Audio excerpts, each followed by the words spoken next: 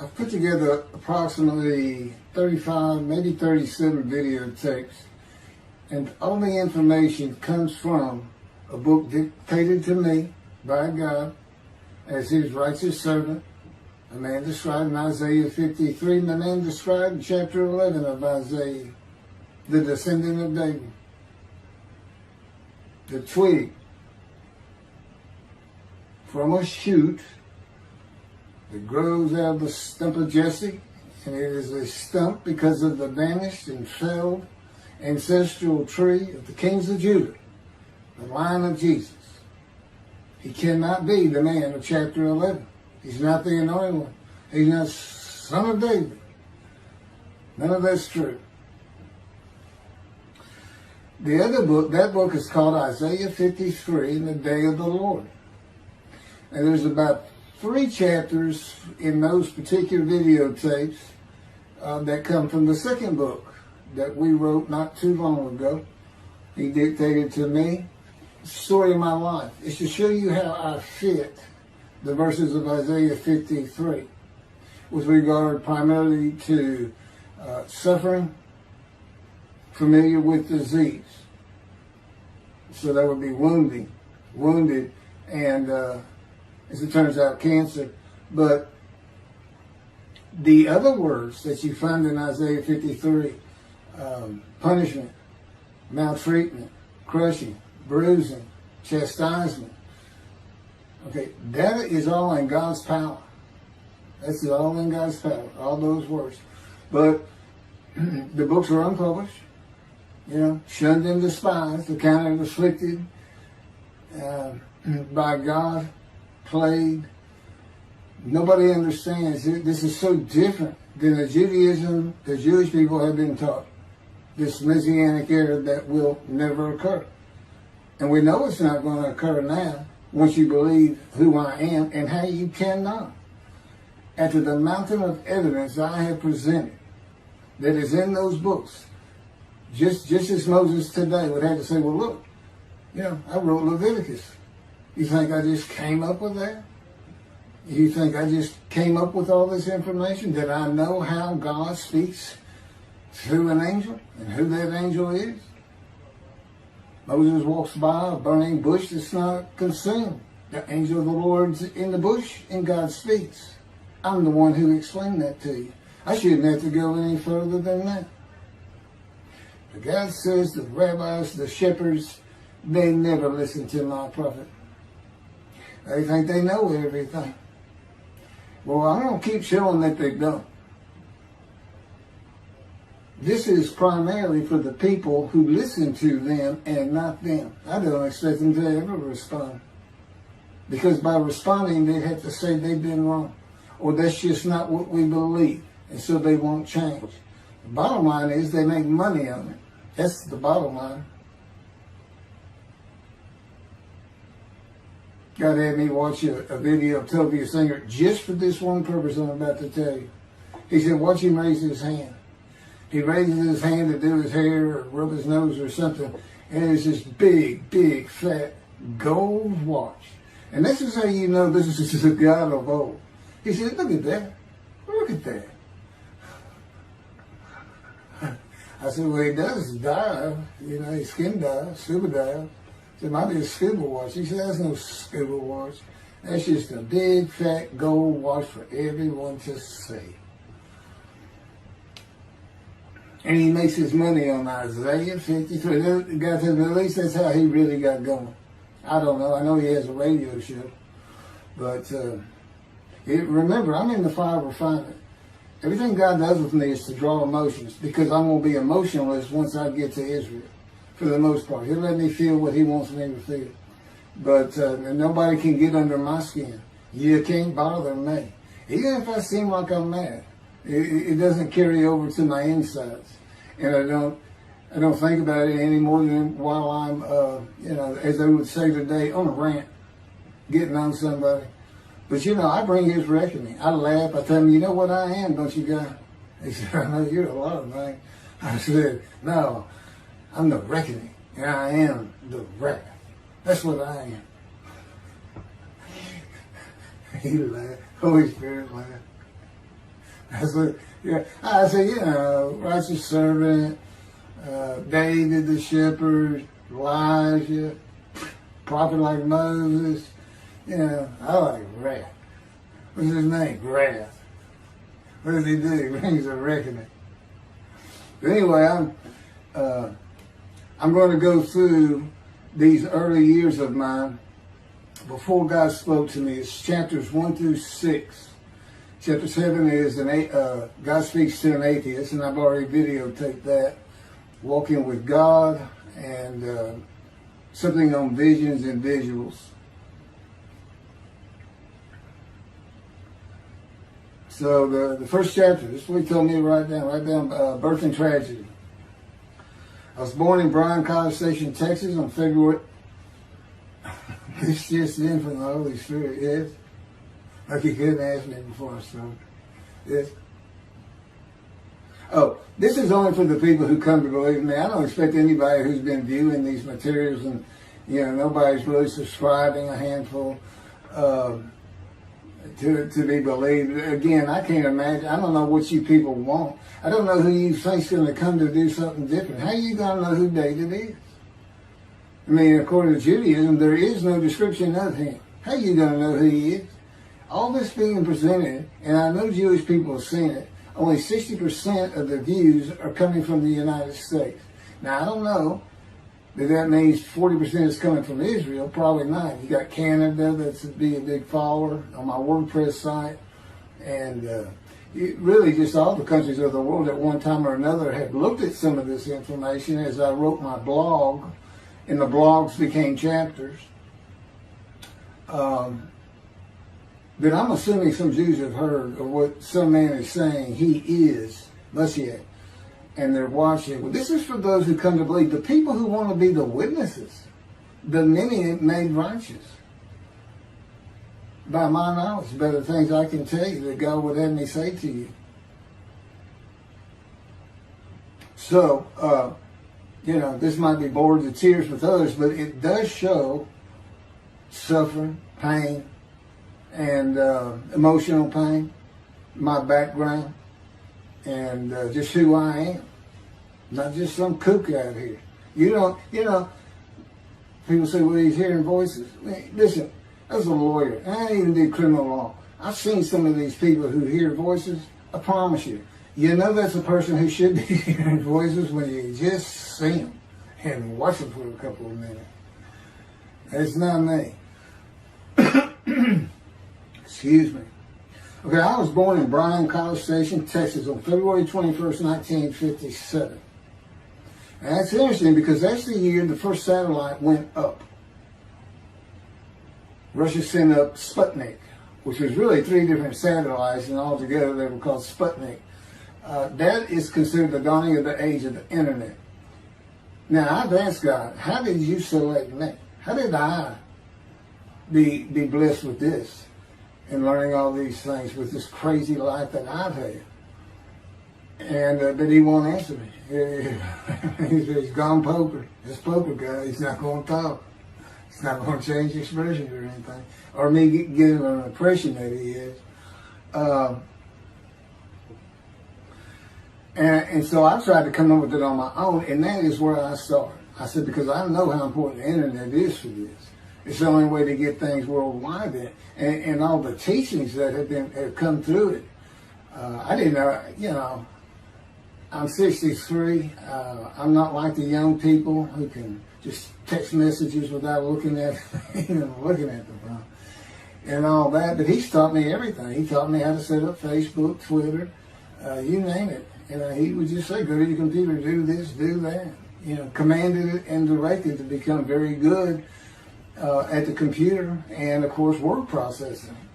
I'm a regular secretary, except I still henpeck with one finger. I used to. But God said that's to show you I have perfect use of this disfigured right arm. It just doesn't have muscle in it, and my shoulder's short. Anyway, I was born in Bryan College Station, and that's where Texas A&M University is. And my dad was attending Texas A&M when I was born. I graduated from there 22 years later, which is a story in and of itself. So I was born premature in the 7th month of my mom's pregnancy. I was born in February, and there were many complications. My parents were told I would not make it through the night, and they should just take me home.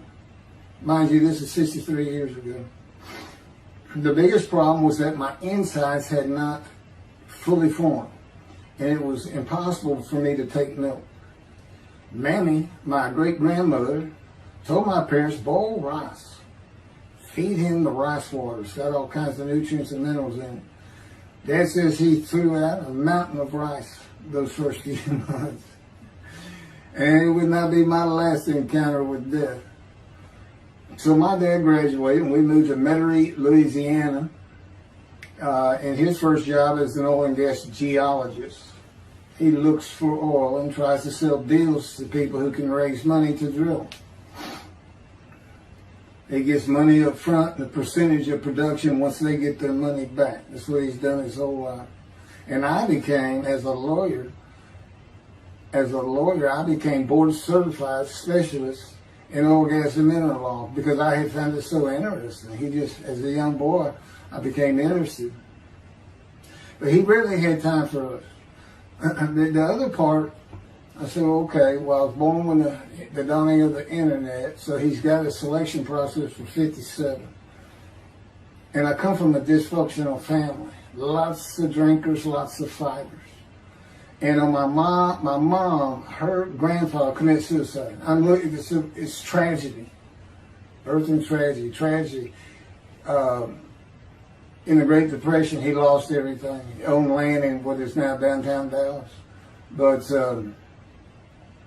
then when she was about 4 or 5, her mother went down to the market square in Crockett, Texas, small East Texas town. Everybody has their courthouse in the center of town, and there's streets on either side with stores. She went to the hardware store and purchased rat poison. She hadn't gotten hardly out the door when she opened it and took it herself. Died right there on Main Street in the middle of the day in a little small town. I don't know how long that would have been. My mom's 85 or 6. She was 4 or 5, almost 80 years ago. So I'm sure it was quite an event. And her dad took her and her sister's about 2 years older, to Metairie, and not Metairie, to someplace in Louisiana. But could have been Baton Rouge. And her father became a elevator operator. And you can still find this in Houston. When I was at law school, I went to law school downtown Houston, but South Texas College of Law. And at the courthouse, they would have somebody sitting in there on a little stool and with a lever and take you up or down, take everybody up or down. With all the lawyers coming in for the court cases, it was packed. I'm sure they've done away with it by now. But that's what he did. And they found him one day or night. He had taken out a pistol, he shot himself in the head and killed himself. So now she had suicides on both sides of the family. And her father's brother took the 2 girls in. He actually adopted them. And when she was about 10 or so, I believe, she's with him out in some shack in East Texas. And, there's not even phone in this place. And he took a shotgun, and I'm sure he'd been drinking there, all known for it, and blew his head off right in front of her. And that's all the circumstances I know about it. It doesn't sound like a good scene at all, but it scarred her for life. Okay, we've been taking care of her from the get-go. My father amazes me to no end. What he has done to care for her. See, they knew that was his sweetheart. Eventually, now at 10 years old, that's who he married. And they're both from Crockett, Texas. Small town people. I still take care of them. They've taken care of me for 10 years. God took me from society. He made me quit law. terminate my law license in Hawaii and Texas, and took me into poverty. I've been in poverty for 13 years until I just now filed for Social Security early. But I give them more than 90% of it to make up for everything they've given me for 10 years, 13 years. While I'm in God's fire of refinement, learning everything I need to know. And I have learned much. There ain't any question.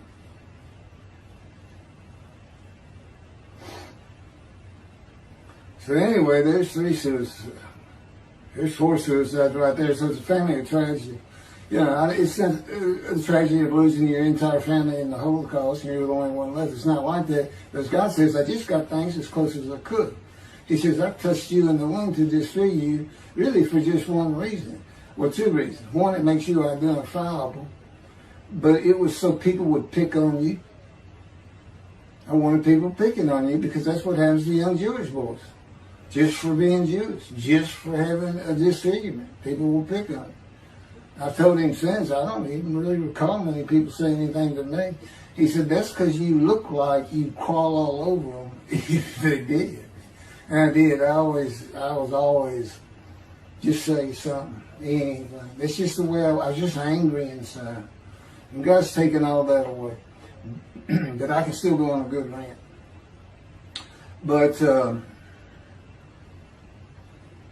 then my mother in the 60s, young people may not know this, but that's when, you know, the Woodstock and marijuana, LSD, everything started getting big. And at the same time, doctors were just handing out pills left and right. Valiums, painkillers, Percocets. You know, just asking for it. They were writing scripts. And I know today they put a lockdown on that. But she got heavy into it and drunk all the time. I'd have to come home from school and stay with her. And she became such a different animal, a different person when she drank. She became a little girl. You know, and having your mom act like that and slobbering and, you know, going there to be Valium dripping out of her mouth with a bottle of booze by her. So it was an ugly scene. And so I came from a dysfunctional family, so I think God wanted that. And He's there with me from my first year to make sure that I live a life of suffering. He orchestrated many of my wounds. And He's taken me back in vision to see these things. And His visions, one thing you don't pick up in the Bible, when I say Bible, I'm talking about the Jewish Bible, the Hebrew Bible, that's not, unless I say otherwise. Which is like when God says, my peoples. If He just says my peoples, He's talking about the Jewish people, the chosen. I mean, He may say the peoples of Moab, or just by the context, you know, He's referring to another group. But that comes up all the time. So, to add to that, she tried to kill herself a few times. And when I was 10, my dad was at a Texas A&M game in Dallas. And I know it was 1967, so I was 10 years old. Because I'm very familiar with that particular game. It was against Bear Bryant and Alabama Crimson Tide. And he had coached at Texas A&M. So, as you can tell, me and my dad are big Aggie fans and football fans. But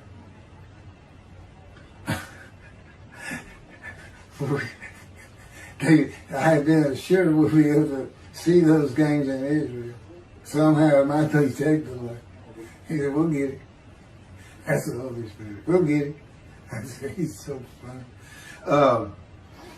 I don't know where my sister and brother were, but I heard some noise and I went down about 1 or 2 in the morning, and our stairs curved and there was a little bay window cut out, and I looked down out into the living room. She's laying newspapers out, and I just sat there watching. I didn't know what to do. And she got down that paper and took out a butcher knife, not a razor blade, a butcher knife, and opened her wrist up.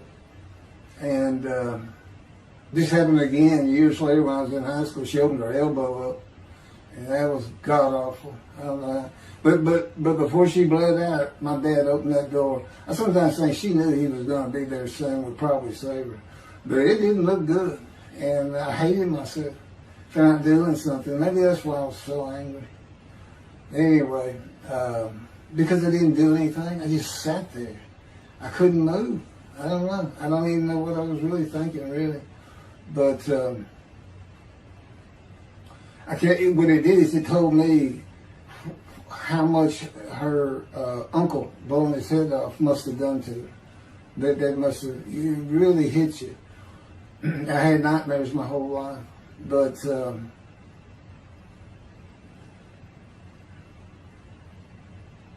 I was 16 when she did the thing with the knife. But you know what? My dad finally got her he got her the best psychiatric care in Houston, Texas, and that's big because we got a medical center that's renowned throughout the world. And they put me back together many a time.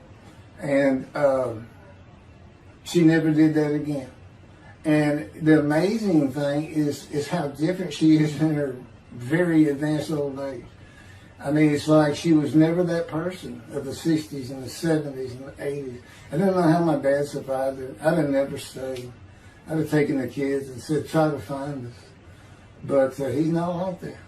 I've never seen two people who love each other so much. It's crazy. But anyway, I was married for 20 years and we weren't like that at all. We finally divorced for irreconcilable differences. Okay, my first major surgeries when I was 2 years old. My first surgery. Up above here I have a scar. I had my first of many surgeries. Been born without my right pectoral muscle, small shoulder, withered arm. And there was some, the movement of my arm was restricted. There was some tissue in here that had to be cut out. So they opened me up and did that.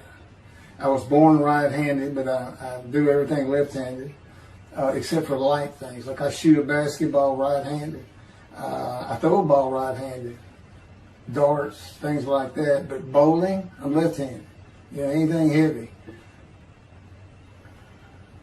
And I was quite an athlete. If I'd had two good arms, I'd have probably been on scholarship. I was already offered a partial scholarship at a small school for track, even with this bad arm. But I just didn't have the fast start.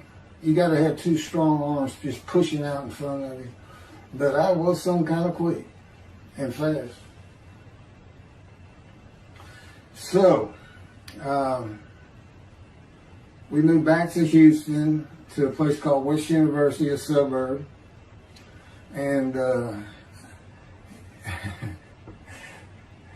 this little story, I don't even like telling it, but God tells me I have to. And he had something to do with it, but I'm not going to go into that part of it. So anyway, I had decided when I was in second grade, I was tired of school, didn't want to go anymore. I don't exactly know why. I just know I said, that's it, and I'm not going. Dad came to get me up and take me to school until I'm not going. And it was on. He was going to get me there. It took him about an hour to get me to the car. Fighting and screaming and running around, hiding, getting under bed. You name it, I was doing it. And anyway, he finally gets me to the school, but he's too tired. He wasn't even going to try to get me out of the car by himself. So he get out, and he goes and gets the principal. Now, my dad's about 6'2", but he's real slim. And but he comes out with his principal who's taller than he is, and he's a hefty guy. He's burly. Anyway, so they come, they said, get out of the car. I said, I'm not getting out of the car. I'd already locked the doors. And only the two front doors locked, and it was those locks that you pull up and push down. So my dad used the key, and he opened up, he popped that lock up, and I slammed it back down. He said, I'm not going to school, I told you. He throws some keys, they start throwing the keys at one another over the roof. The principal was driving the same thing, and I'm slamming his door, I'm leaping across the car. But I don't know how long I went, but they finally, in 5 minutes maybe, seemed like an eternity. I was terrorized, that's the way I looked at it.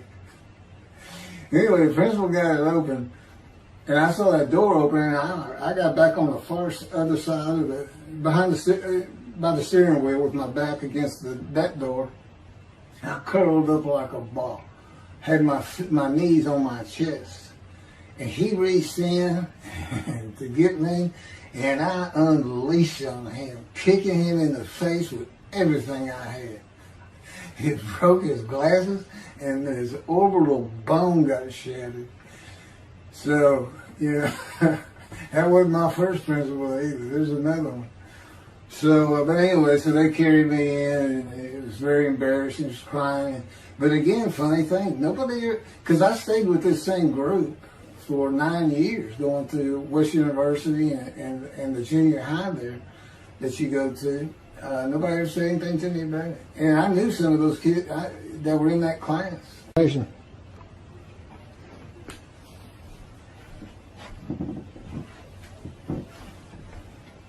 My camera only goes for half an hour. I can see on the screen that I have pointing towards me that when it runs out and I have to turn it off and turn it back on. But anyway, that ended my fight with my first principal.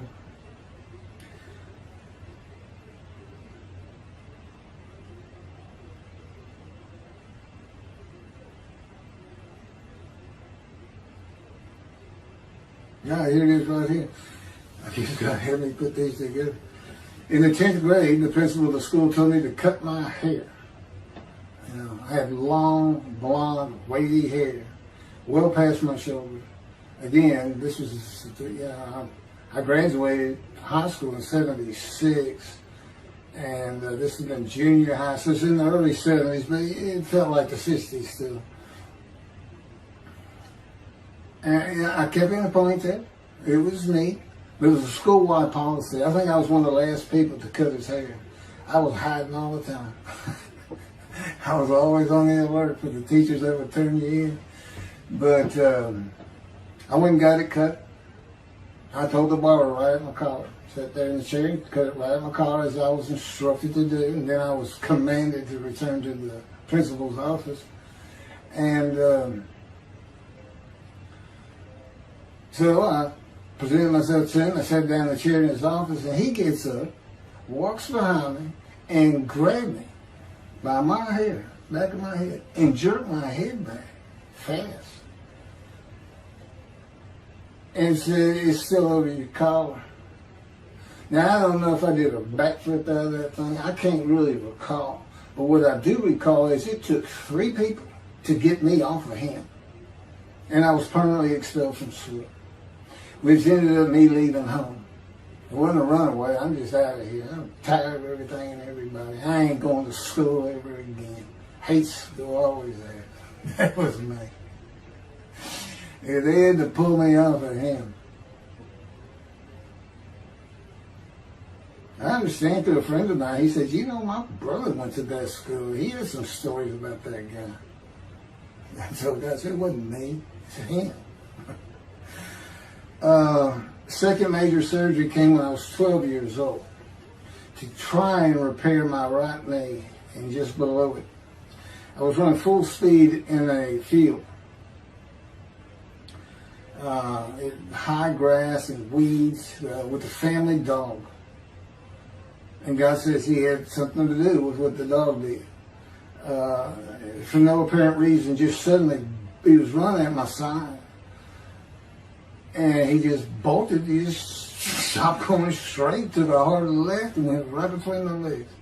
I go sailing in the air, and I came down on my knees, except my right knee came down on a broken Coke bottle, Coca-Cola. And they used some thick grass back then. It was stuck nose down, way down. It was all broken up, but it was the bottom all jagged that my knee just, they said it went to the other side of your knee. They said, you got that whole field in your knee. But when I got to the hospital, I sat there for a long time. The first doctor that came in just told my mom, right in front of me, I'm in the room, he said, I can't repair that. It's not repairable. We want to take it off. You can't use it. And I already knew that because as I started screaming and yelling for my dad, he finally came back. This field was behind our house. There was a chain link fence, and then the field. My dad finally heard me. He got over. He saw the blood, and so all of a sudden he's scared to death. I'm going into shock, and he got me to put my arm around his neck, and he said, "Can you walk on it?" And I tried, and it just collapsed. It was useless. It was awful. And then I had to climb over that fence, and my mom was going crazy and screaming and crying. And he had to go take care of her. I'm sitting in his bathroom with my leg all opened up, and I'm just getting sicker and sicker, nauseated, scared. I was a cripple. And but anyway, they get me down to the hospital. And this, like I said, the first doctor was just like, we don't know what to do. And just right then, and God says he knew he was going to be there. This doctor walks by, and my mom recognizes me. And she goes, Dr. Kane. And she runs out the door. Well, this is Dr. Kane. Her Mamie that I mentioned earlier, in her old age, very old, maybe been in her 90s, I don't know, late 80s, but living with her sister, broke her hip. And this doctor repaired it. This is a long time ago, people. Repaired it, and she actually walked again with a walker. I remember. But that's who this doctor was. And she said, my son, they're going to take his leg off. You've got to come look at it. And this Dr. Kane actually became the medical doctor for the Houston Oilers. He repaired many in the before and after me. I guess that's what he specialized in. But he was there at the hospital just to do rounds. He wasn't dressed for surgery or anything. But he came in that room, and I mean, he was livid when he looked at my knee and knew how I'd been there for like 5 hours at this time. And he just started barking orders about getting me prepped for surgery, and he takes off to go get prepped. And they literally ran me down to surgery in a drain. I mean, they were trying. This kind of fear he put in everybody. Anyway, I was in the hospital for weeks, and I woke up with my leg. I was glad of that. They had a cast from my hip to my ankle. And he told me, when I finally was being released, he said, if you put any weight on that leg, you'll never walk again. So, I can't remember, 6 weeks. I don't know how long it was that I had that cast on. It wasn't my first cast, it wasn't my last. Or maybe it was my first, but it wasn't my last. That's another story. We're not getting very far. There's 6 chapters. I'm barely getting through the first one. But what I'll do is I'll just do 6, just like I did with Isaiah 53. I did 6 or 7 videos, 7 I think.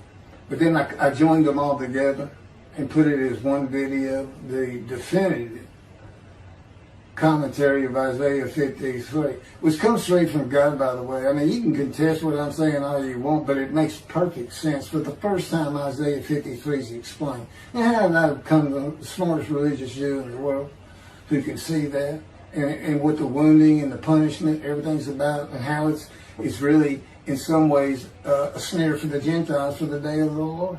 Because he knows he can take me and just decimate any argument they want to put forth. You know, in particular, I'm blemished. I'm the Antichrist. In that I am the exact opposite of Jesus Christ.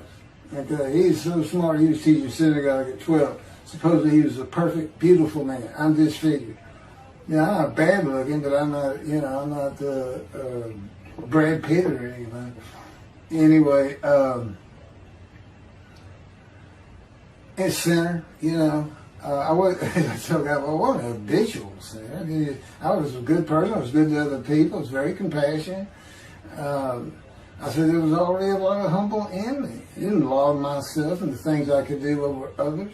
Like being the fastest guy on top 5 at school and the fastest in the neighborhood. I didn't brag on myself. But as he took me back through my life and informed me when things were sins, it just seems like I touched on all of them. And if murder in your heart is actually committing that sin, as the Christians say, I don't really go with that. But then there's really not much I've missed. So I'm a sinner. And, Jesus can say, well, I'm a sinner too. I lie. All you got to do is read the scripture in the Gospels. You see where I'm lying. That's easy. And I came from the banished line. I thought I was the man of Isaiah 53. I thought I was going to be exposed to death, but given long life. This is what he would tell you if he was here. He said, but you know what happened? They crucified me. And on the cross, I realized I'm not that man.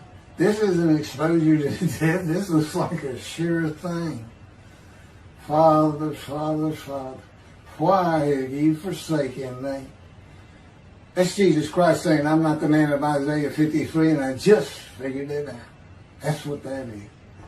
I ask God sometimes, you sure you didn't have that written? Why on earth would they write that down? At least forget about it. We need to just forsaken me. But that's what it's about, Christians. Oh, they got their way. They can explain that being counted a sinner means he got crucified with the sinner beside him being crucified on each side, left and right. So there's three of them, so he's counted a sinner. Okay. You know, it's supposed to be descriptive. We're supposed to be able to find a person to do. You might tell Judaism the same thing. You know, this is to find somebody. It's not the people of Israel. They're all kinds of people. Now, we're looking for a guy so God can have a Moses. Why? We have a new covenant. Why? It's the day of the Lord. Why? Jeremiah says so. That's why. It's so easy. The lamb blooms again. Okay, and he's coming in friendship with the temple. So the lamb blooms again at a time when there's no temple. Jerusalem's going to be rebuilt. It's a metropolitan today. This is no Jerusalem of antiquity. The old city might be too big. And I'll make a new covenant with you. I'm going to forgive all your sins and remember them no more. That will cause Torah to be written on your heart. It's a metaphor.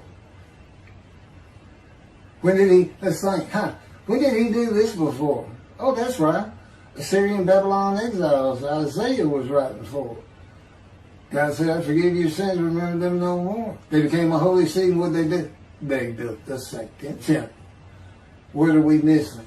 The third temple. It's so easy. So it is the day of the Lord. There ain't any question of that. I'm just telling you it started with the Russians. Sputnik, those old Ruskies. And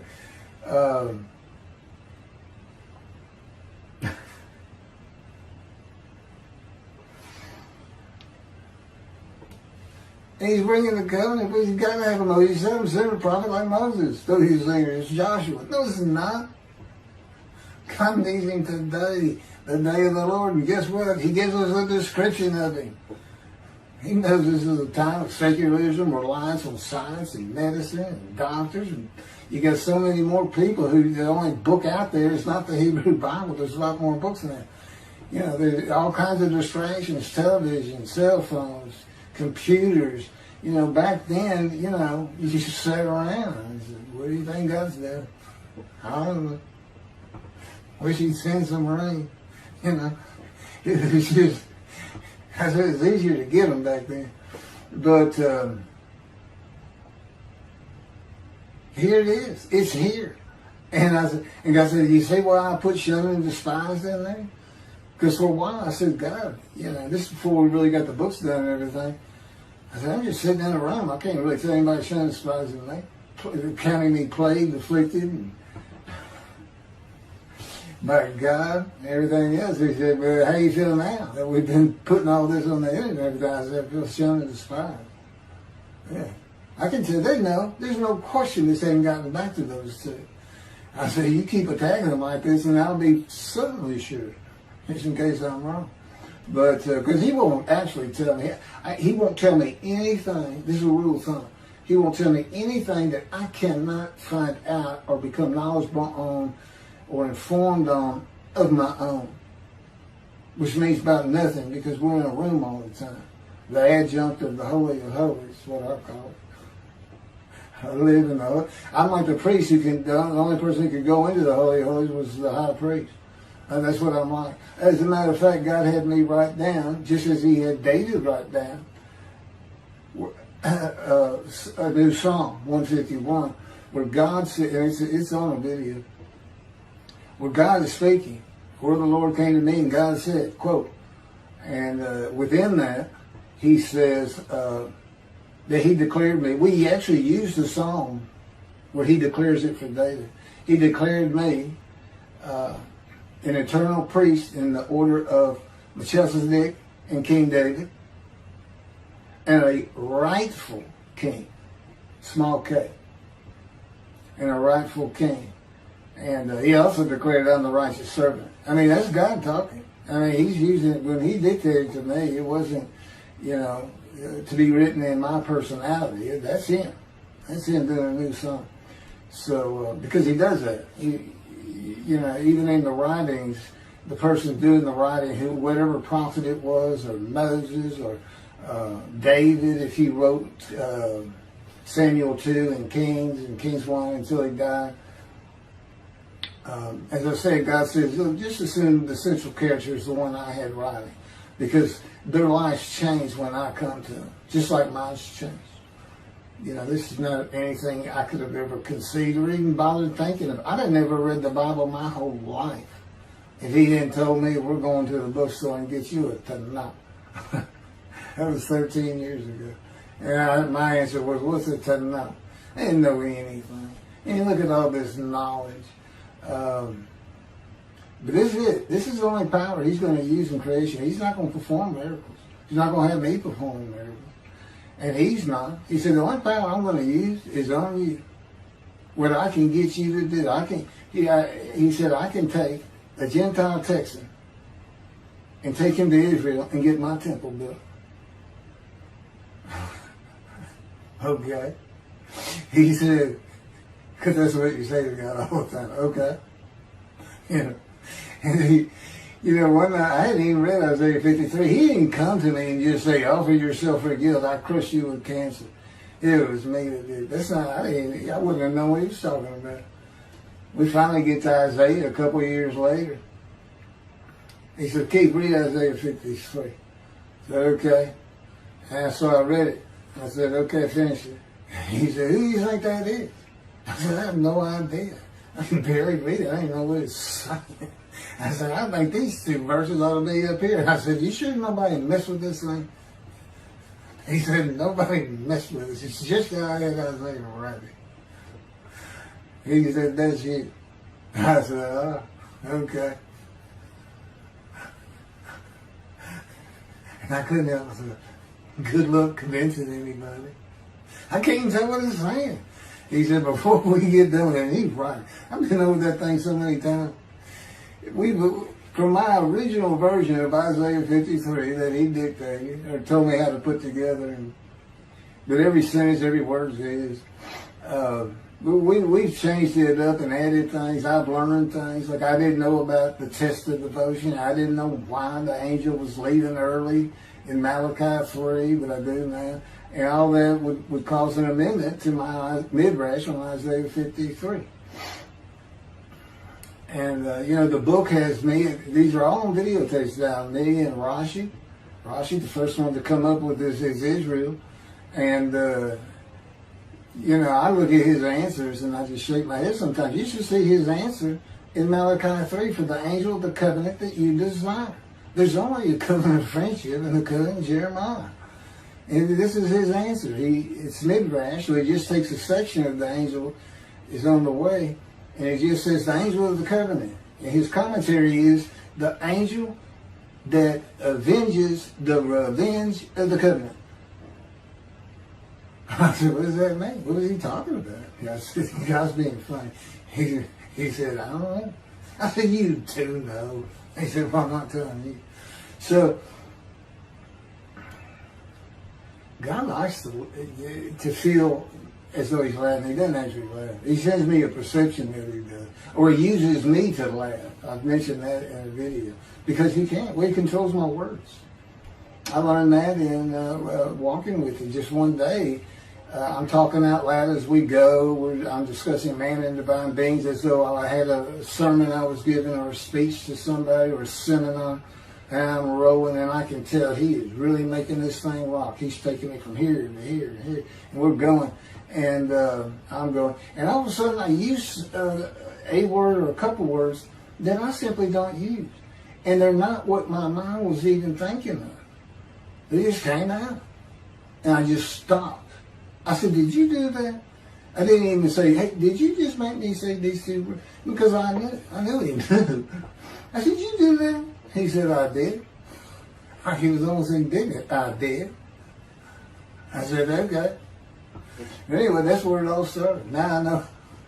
Okay, guess who that is? That's the Holy Spirit using me. He doesn't sound like that, but he'll use words like that. So he's getting bored. They like to cut. I mean, let me just say this. This is part of guys you don't know, and it's not all the time. It's some of the times we do tend to get kind of silly in here, but you know, they do things after a while. I'm like, you know, it's like, I feel like a kindergarten teacher, and I got two of those kids that you just shake your head at. She said, this is a handful. These two are nothing but trouble. Always fooling around, looking for a laugh. And the Spirit's always working in heaven, death, God laugh, as it were. Again, he doesn't actually laugh. He just, it's a perception that's his emotion. If God has any emotions left, because worrying about other people's pain is not one of them. He make that clear to me. I don't care about your pain. And just saying it makes you mad. He says, see him drawing anger. And he'll do so many times over and over. He says, it's easy because now you're taste the fire out of it. He just started. I said, how do y'all keep doing this stuff? And one day I told him, I said, I got it, which means it actually came from them. I got it. You never grew up. You never got sent to your room. You never had to climb that mountain to achieve something. Put yourself out there. Nobody's ever whooped you. He said, I said, that's what it is. You never grew up. That's what it is. Yeah, I'm dealing with the child guy. That's what I'm dealing with. That was my argument. And then he came down as mean, very serious, mature guy. And I didn't bring that argument up anymore. But that's how it gets with me sometimes. It's an incredible lot. For me, I'm not going to get to him. I guess I'm at the end. I'm getting close to when I got shot. I thought that was a new chapter. Oh, it's not. Well, I'm going to pick, this is getting long. Anything over half an hour, we try to stop. Now, my Isaiah 53 is 5 hours. But, yeah, you don't have to watch it all at one time, of course. He doesn't hardly let me watch it. Yeah, I don't even watch them before they get posted. He said, no, you watch it later. Because it comes on my TV that he got me. And I didn't know at the time it was going to be, you know, that he was serious about doing videos. And I certainly didn't know about making it a backdrop.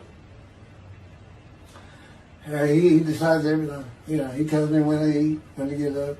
I don't sleep hardly at all, 2 or 3 hours a night, and sometimes less, and take a half hour nap sometimes.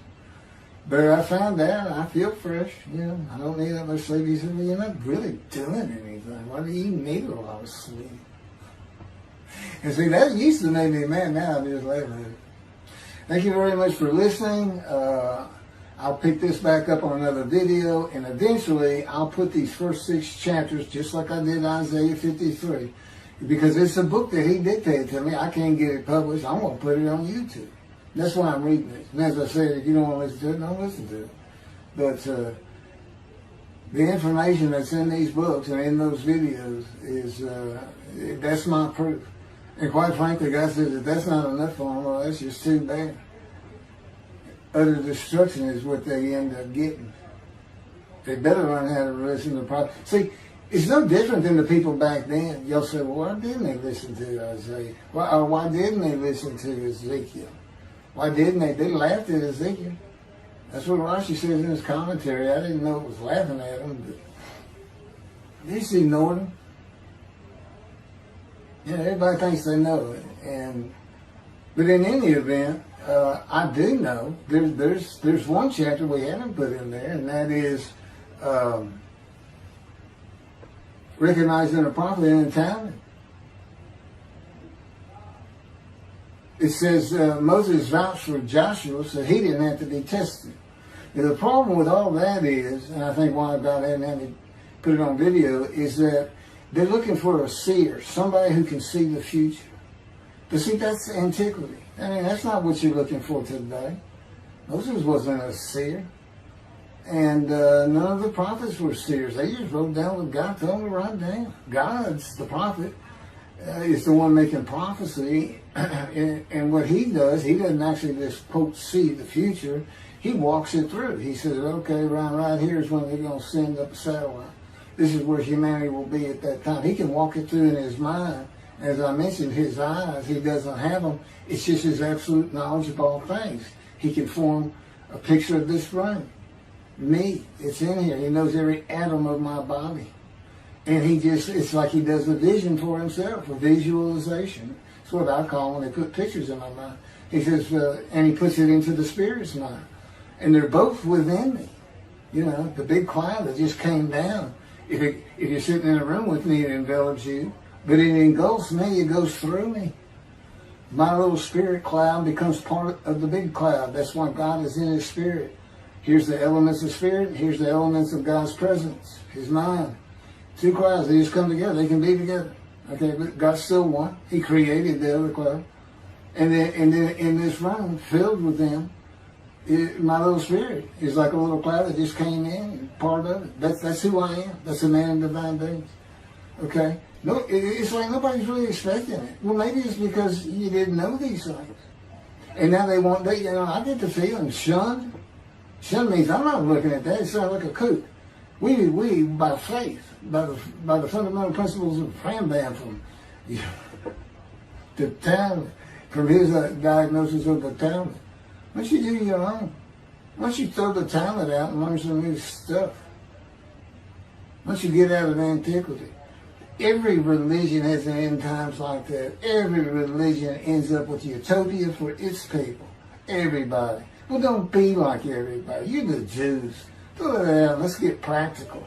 Let's have God in our midst again, in a man like he was in Moses. Let's point at him and tell the Christians that is the man of Isaiah 53. Here's what it's about. God said he's coming back. He told us we're not waiting on him like you. And he said when he was coming back, he false prophesied 5 times. He ain't coming back. He wasn't who he thought he was. He told us on the cross. I'm not the man of Isaiah 53. He tells us. Well, that's what he doing. Father, why'd you forsake me? I'm about to die. What do you think he's talking about? What do you think he's thinking about? You're not supposed to die. He thinks he's the man of Isaiah 53. So do they. It's mind-boggling because I'm the man. And there's nothing about me that says Jesus Christ. Nothing. You should hear me cuss God. I cussed him trying to die. I begged for death 1,000 times. He said, it's not been 1,000 times. I said, it's been hundreds. He said, well, that's true. You have cursed me more than any man in the history of mankind. And he said, and you did it face to face. And I said, you shouldn't make me so mad. He laughs, y'all. He laughs. When I'm cussing him, he makes him laugh. And oh, you're kidding, that story?